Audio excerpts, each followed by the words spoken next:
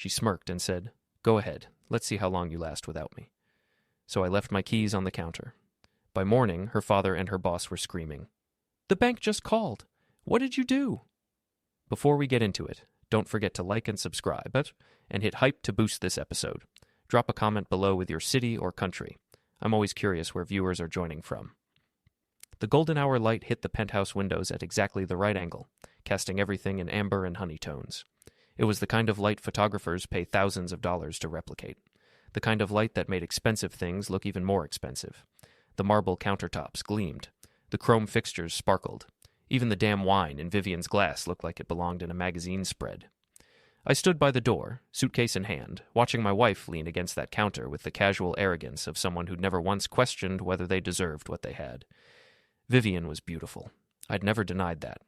At 35, she looked like she'd walked off a runway and into real life without breaking stride. Dark hair that fell in perfect waves. Bone structure sharp enough to cut glass. Designer dress that probably cost more than most people's monthly rent. And that smile. That cruel, confident smile that said she'd already won whatever game we were playing. She took a slow sip of wine, Chateau Margaux, $200 a bottle, her favorite, and set the glass down with deliberate care. "Go ahead," she said, her voice dripping with amusement. "Leave. I give you a week without me." She paused for effect, letting the words hang in the air between us. "Let's see how you handle life without my money." My money. That's refreshing. I work on projects I care about now, read books I've been meaning to read for years. Travel to places I actually want to see, not places that photograph well for social media. Last month, I went hiking in Colorado.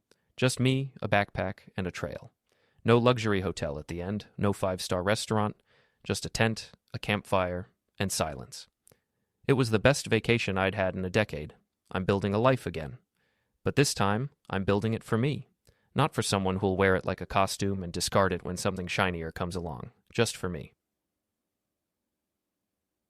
Sometimes, late at night, I think about that moment in the penthouse.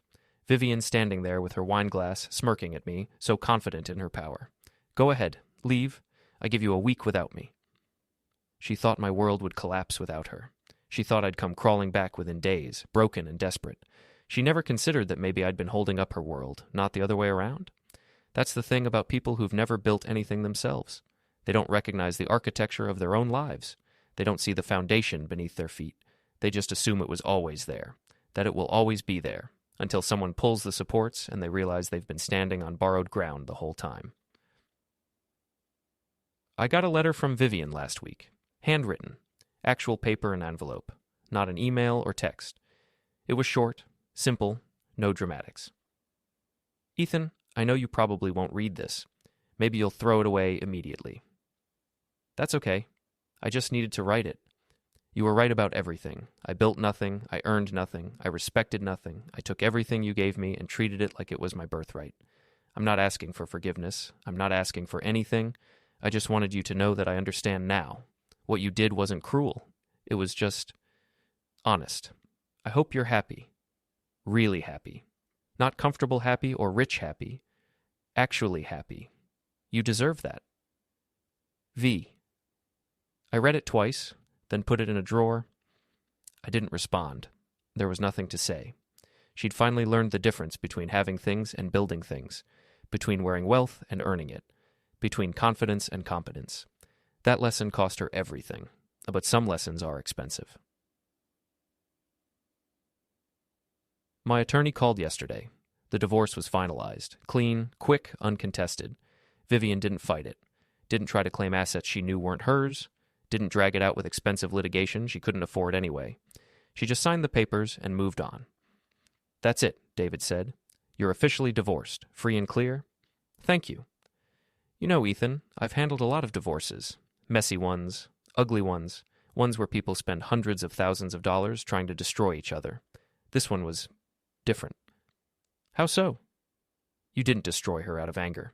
You just stopped building her world. There's a difference." "Is there?" "Yeah, one is revenge, the other is just boundaries. You set a boundary and enforced it. That's healthier than most divorces I see." Maybe he was right. Maybe this wasn't revenge at all. Maybe it was just me finally realizing I didn't have to set myself on fire to keep someone else warm. I'm sitting on my apartment balcony now. Small place. One bedroom. Nothing fancy, But it's mine, paid for with my money, in my name, with no one else's expectations attached to it. The sun is setting, not the golden hour light from that penthouse. Just a regular sunset, pink and orange and purple streaking across the sky. It's beautiful anyway. My phone buzzes. A text from Sarah, the teacher I mentioned. We're supposed to have dinner tomorrow. Still on for tomorrow. I found a great little Thai place. Cash only, kind of a hole in the wall, but the food is supposed to be amazing. I smile. Text back. Perfect. See you at 7. No reservations at restaurants where lunch costs $200. No luxury cars, or designer clothes, or Instagram-worthy backdrops. Just dinner, with someone who wants to spend time with me, not with what I can provide. That's enough.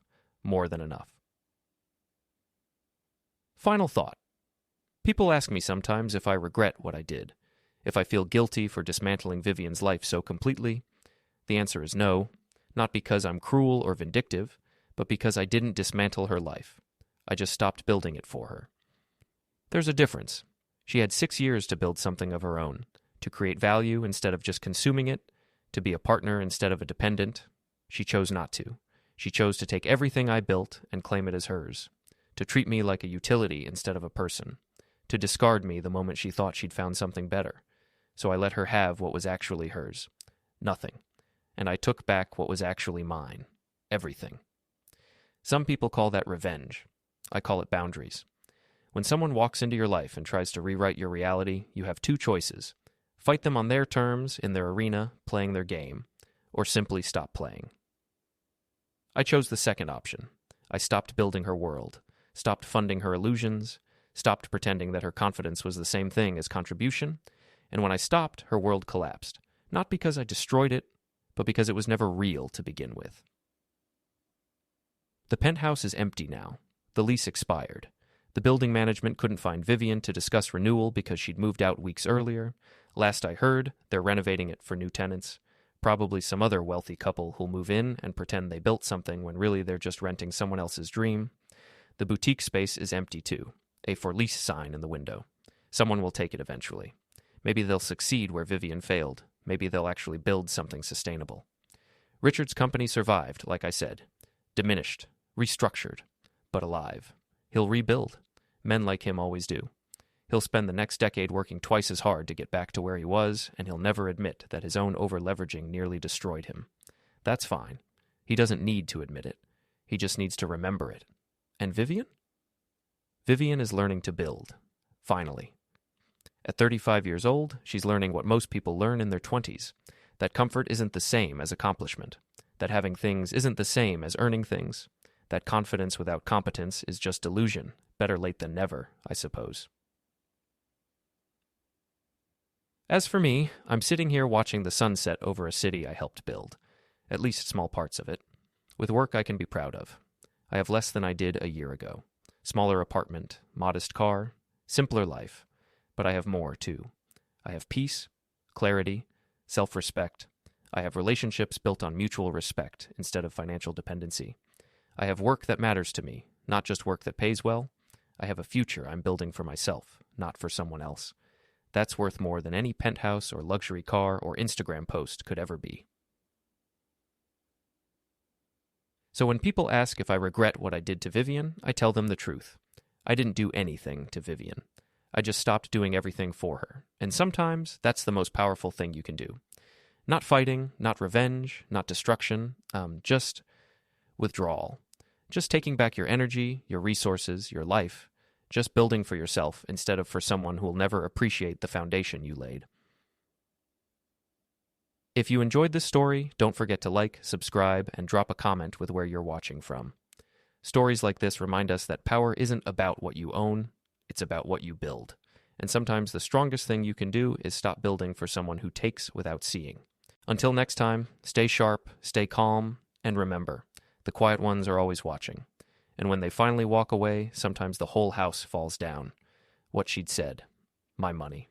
I'd heard it before, hundreds of times over the past 3 years. Every argument, every disagreement, every moment when she wanted to remind me of my place in her world. Don't forget who pays for this lifestyle, Ethan. My family built this life. You'd be nothing without me. My money. I looked at her standing there in the penthouse that she thought she owned, drinking wine she thought she'd paid for, wearing confidence she thought she'd earned, and for the first time in months I felt something other than exhaustion. I felt clarity. I set my suitcase down for a moment, reached into my pocket, and pulled out my keys. The penthouse key. The car key to the Mercedes she'd insisted I drive. The key to the storage unit where we kept things we didn't have room for in our 4,000-square-foot home. I placed them on the counter, one by one, the metal clinking against marble with a finality that seemed to echo. Vivian's smirk widened. She thought this was surrender. "Smart choice," she said. "You know you can't survive without—" "You'll find out soon enough whose money it really is," I said quietly. Then I picked up my suitcase and walked out. I didn't slam the door, didn't give her a final look, didn't deliver some dramatic speech. I just left. Behind me, I heard her laugh. Short, sharp, victorious. She thought she'd won. She thought I was just another man having a tantrum, throwing a fit, making empty threats I'd take back within 48 hours when reality set in and I realized I had nowhere to go. She thought wealth made her untouchable. She forgot who built it. Vivien spent that evening exactly how I knew she would. First, she poured herself another glass of wine. Then another. She called her best friend, Monica, and spent an hour on the phone recounting the entire scene with embellishments that made her sound even more powerful and me even more pathetic. "He actually thought leaving would scare me," she said, laughing. "Can you imagine? Like I need him. Please." Monica, who'd never liked me anyway, probably validated every word. Then Vivien posted on Instagram. Not about me directly. She was too sophisticated for that. But a carefully curated photo of her wine glass against the sunset-lit windows with a caption, "Sometimes the trash takes itself out." Within an hour, it had 3,000 likes. She went to bed that night feeling satisfied, powerful, in control. She probably slept well. Vivien always slept well when she thought she'd won something. I know all this because I know her. I'd been married to her for 6 years. I'd watched her patterns, her routines, her responses to conflict. She was predictable. That's what people like her never realize. Their confidence makes them predictable. Meanwhile, I checked into a modest hotel downtown. Nothing fancy. Clean sheets and functioning Wi-Fi were all I needed. I didn't sleep much that night, not because I was upset or having regrets, but because I was busy. I had emails to send, documents to review, calls to make to colleagues in different time zones. By 3 a.m., everything was in motion. By 6 a.m., the dominoes I'd carefully arranged over the past 6 months were beginning to fall.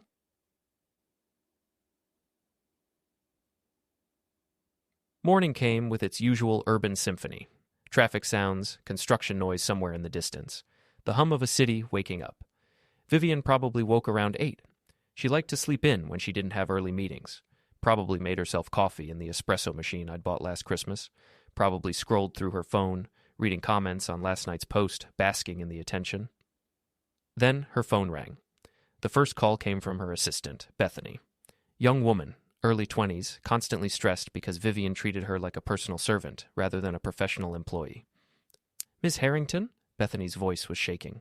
"I'm so sorry to call so early, but there's a problem with the boutique accounts. The morning deposit was rejected. The bank says the account is frozen."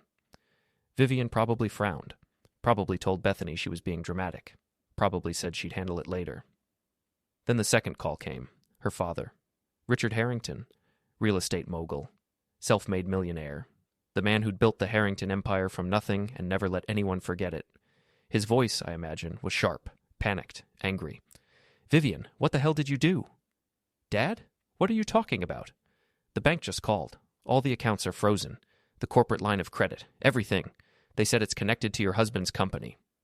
I wish I could have seen her face in that moment. The confusion, then the dawning realization, then the cold wave of panic. Before she could respond, another call beeped in. Her boss. Marcus Chen. Managing director of the investment firm where Vivien worked as a senior consultant, a title I'd helped her secure through my connections and my company's investments. "Vivien, what is going on?" Marcus didn't even wait for her to say hello. "Our funding is gone.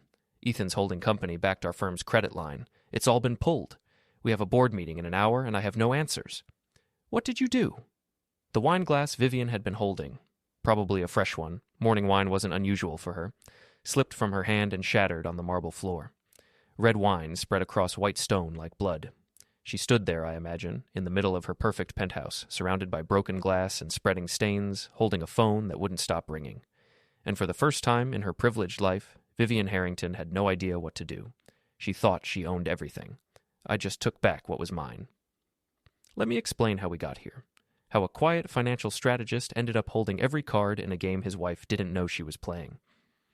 6 years ago, I met Vivian at a charity gala, at one of those black tie events where wealthy people congratulate themselves for writing tax-deductible checks. I was 32, building my financial consulting firm from the ground up, specializing in wealth management, investment structuring, and asset protection for high-net-worth individuals and corporations. In simpler terms, I helped rich people stay rich and get richer. I was good at it. Very good. My reputation had grown quickly in the right circles. Vivian was 29, working in her father's real estate company, living off a trust fund and a last name that opened doors. She was magnetic, confident, beautiful. When she talked, people listened, not always because she was saying anything profound, but because she said it with such certainty that you believed her anyway. We dated for 8 months. Fast and intense. I proposed with a ring that cost 3 months of my salary at the time. She said yes in front of all her friends at another gala, ensuring maximum audience for her moment. The wedding cost $200,000. Her father paid for most of it, but I contributed. Wanted to feel like a partner, not a charity case. The first year was good, maybe even great. I was building my company. She was exploring business ventures. We traveled, we socialized, we looked good together. Then reality arrived. Year 2, Vivian opened a boutique. High-end women's fashion. Custom pieces, exclusive brands, the kind of place where everything costs a month's rent and comes wrapped in tissue paper. She used money from her trust fund for the initial investment. But when that ran out faster than expected, Vivian had expensive taste and no concept of budgeting. She came to me. "Just a small loan," she said. "I'll pay you back when the business takes off." I didn't loan her money. I invested.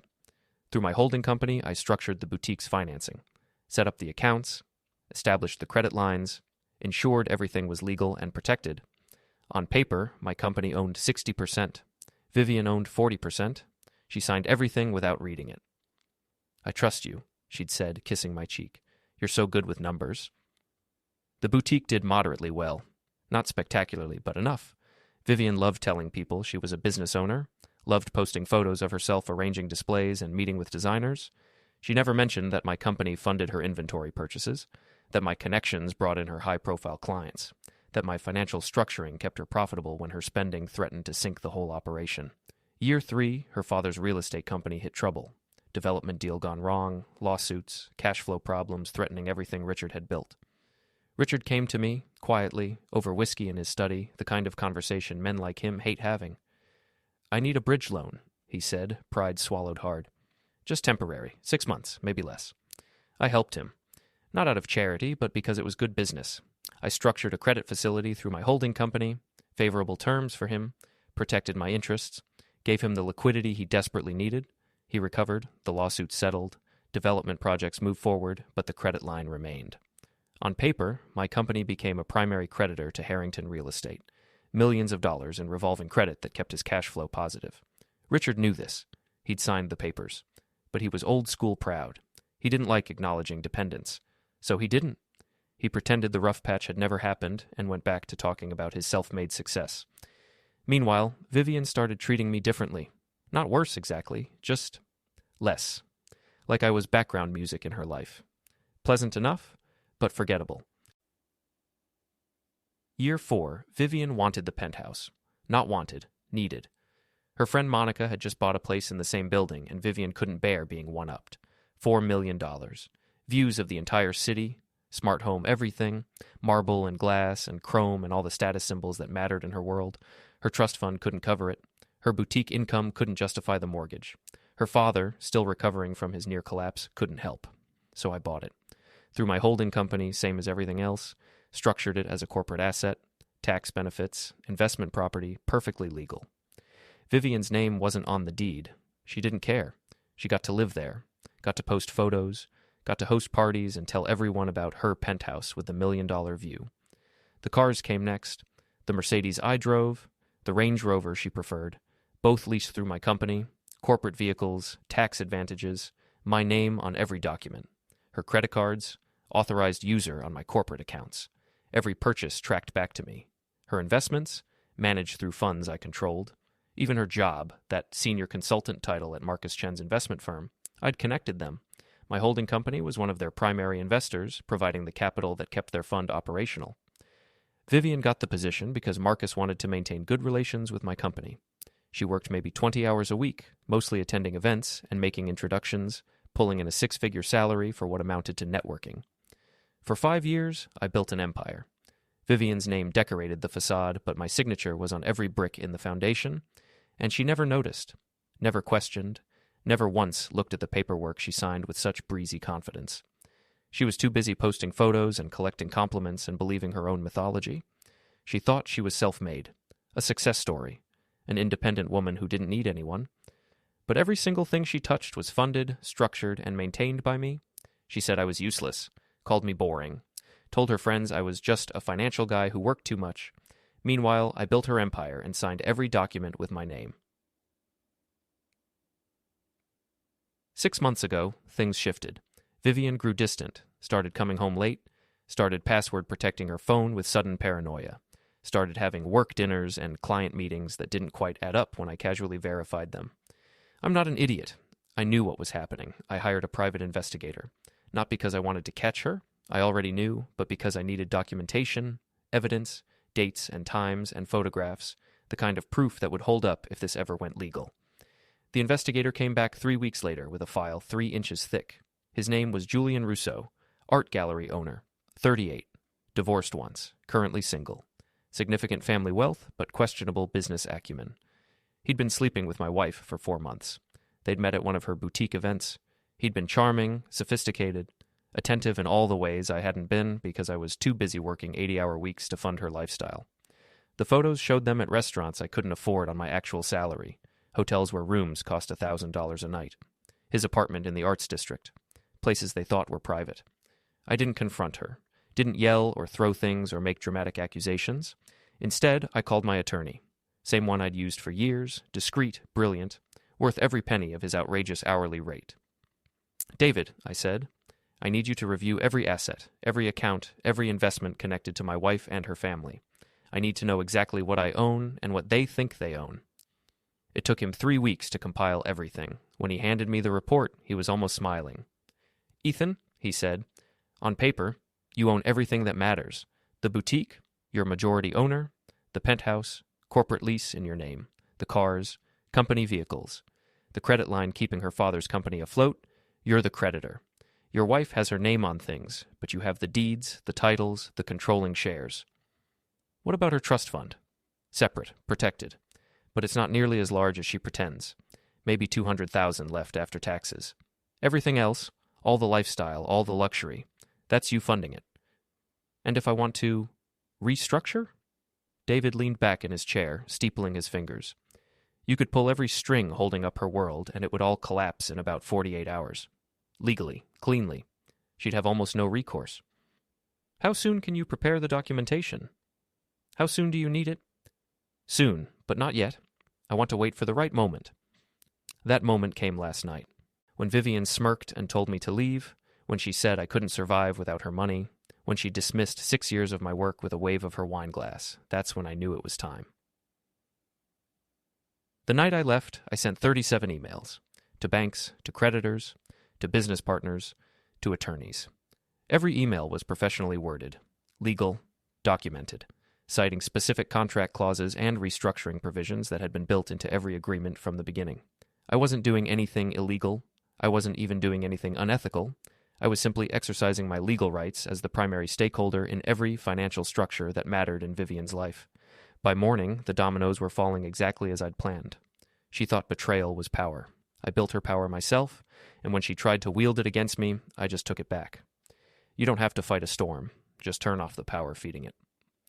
By noon Friday, Vivian's carefully constructed life was in free fall. She'd spent the morning on the phone, making increasingly frantic calls to banks, to her father, to Marcus, to attorneys who specialized in the wrong areas of law and had no idea how to help her. "What do you mean the accounts are frozen? This is my money. He can't just do this." But I could, and I had. Every account connected to my holding company, which was every account that mattered, was locked pending restructuring. Legal, documented, irreversible without my signature. The boutique's operating account? Frozen. The payroll account for her employees? Frozen. Her personal checking account, which she thought was hers, but was actually funded by automatic monthly transfers from my corporate accounts, frozen. At 12:15, Vivian went to lunch with 2 friends at her favorite restaurant, trying to maintain normalcy, trying to convince herself and everyone around her that everything was fine, the kind of place where lunch costs $200 per person and comes with a wine pairing and Instagram-worthy plating. She ordered her usual, laughed a little too loudly, trying to maintain composure, pretended her morning phone calls were just minor inconveniences. When the check came, she handed over her credit card without thinking. Declined. She blinked, smiled apologetically at the server. Tried another card, her platinum card with no preset limit. Declined. Her friends exchanged glances. Monica's eyebrows raised slightly. The other friend, Cassandra, looked away uncomfortably. "Sorry," Vivian said, voice tight, face flushing red. "Must be some banking error. Technical glitch. Can one of you cover this? I'll Venmo you immediately." Monica paid, but the damage was done. The crack in Vivian's perfect facade had become publicly visible. By 1 o'clock, her boutique employees started calling her. "Vivian, our paychecks bounced." The rent check for the retail space was returned for insufficient funds. Suppliers are calling about unpaid invoices from last month. The credit card we use for supplies was declined. She tried to explain. Banking error. Temporary issue. Technical problems with the corporate account. Everything would be resolved within 24 hours. But by 2 o'clock, 3 employees had walked out. They had rent to pay, bills to cover. They couldn't wait for Vivian's technical problems to resolve. By 3 o'clock, her landlord had called threatening immediate eviction for non-payment.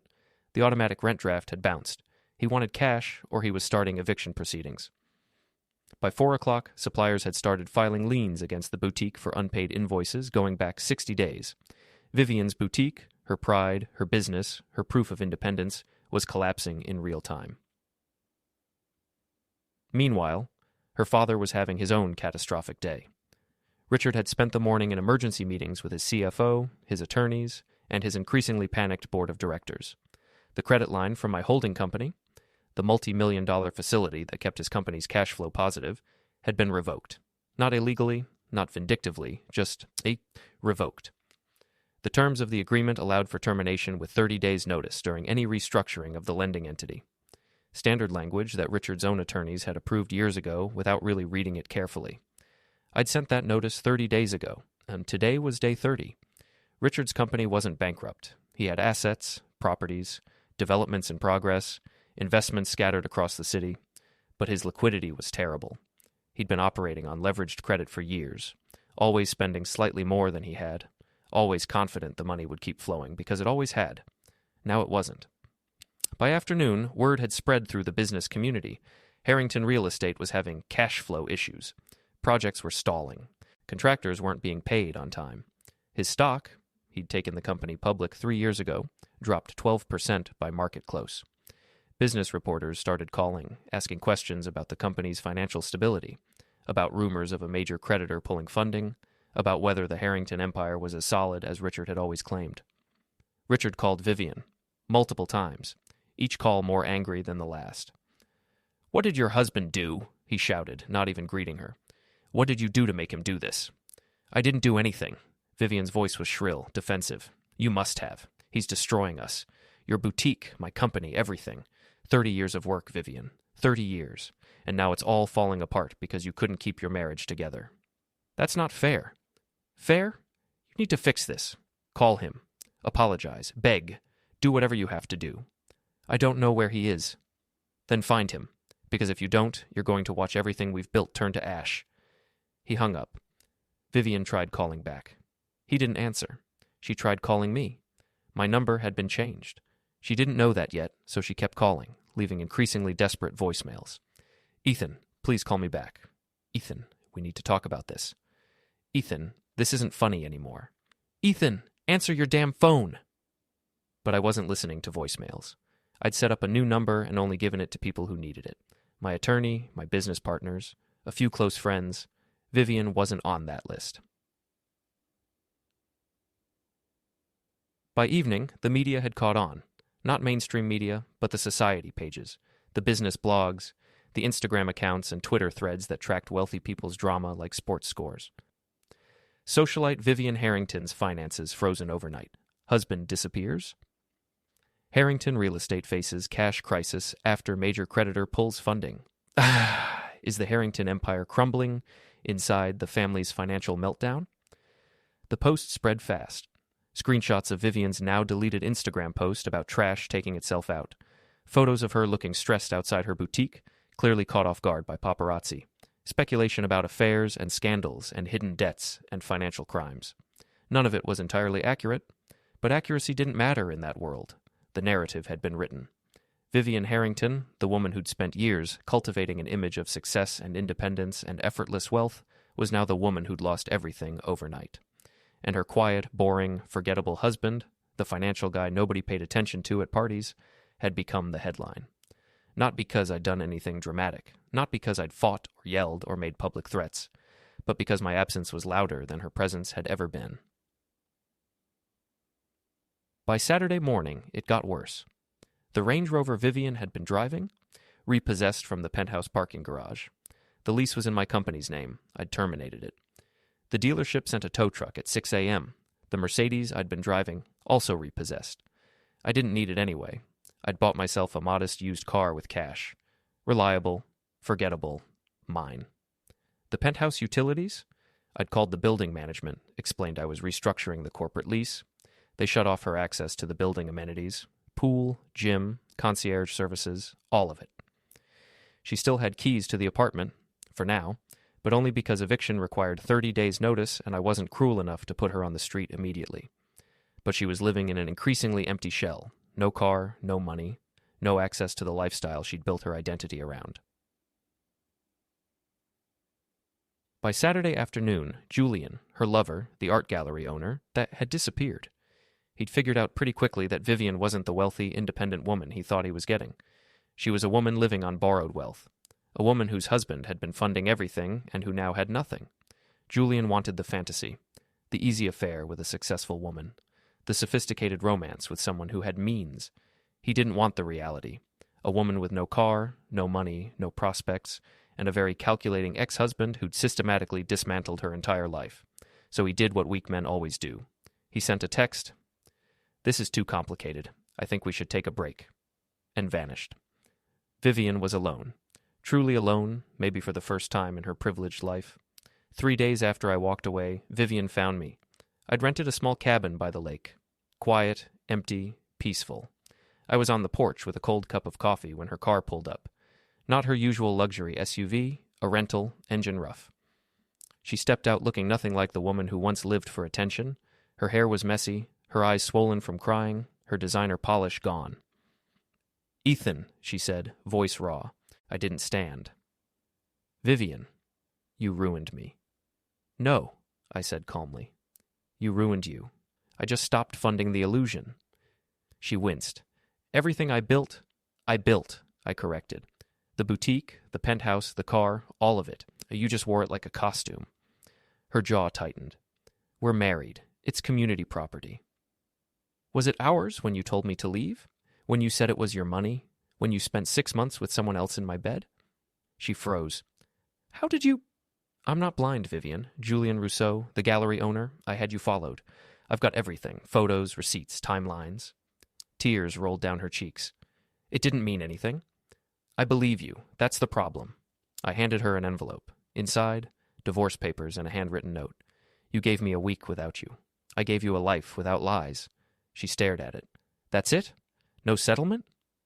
You've got your trust fund, your boutique shares, your father's company. You're not poor, Vivien. You're just not rich." "That's the same thing. Only to people like you." She asked why I'd done it all this way. "Because you needed to lose everything to see what was never yours," I said. "You weren't powerful, Vivien. You were comfortable."